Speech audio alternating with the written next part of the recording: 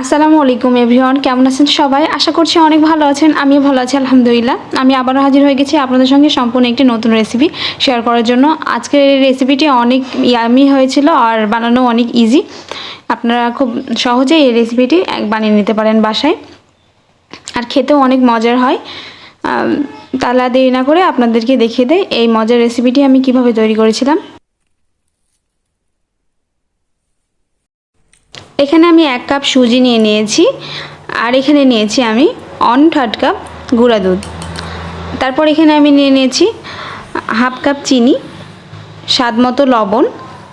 এখানে আর কিছু লাগবে না, আমি একটা ডিম দিয়ে এটাকে ভালোভাবে মিক্সড করে দেবো। তারপর আপনারা চাইলে ডিম আর চিনিটা আলাদাভাবে মিক্সড করে নিতে পারেন, তারপর এখানে দিতে পারেন। আমি একবারে দিয়ে দিয়েছিলাম, তবে আলাদা করে দেওয়াটাই বেশি ভালো।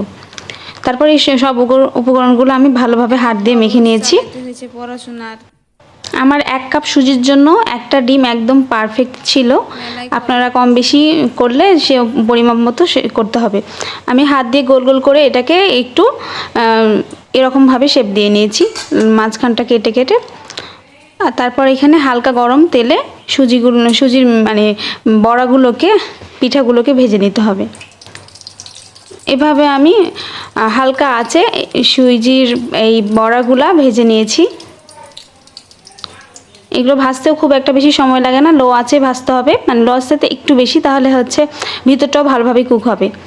এই যে দেখুন আমার এই রেসিপিটি একদম তৈরি হয়ে গেছে। কতটা সুন্দর লাগছে দেখুন, ভিতরে কিন্তু অনেক সফট আর উপরে ক্রিসপি।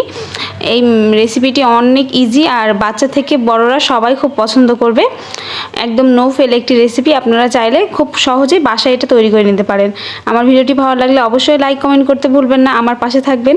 আর আমার পেজে নতুন হলে অবশ্যই ফলো করবেন। আশা করছি সবাই সুস্থ থাকবেন, ভালো থাকবেন। আল্লাহ হাফেজ, দেখা হচ্ছে নেক্সট ভিডিওতে।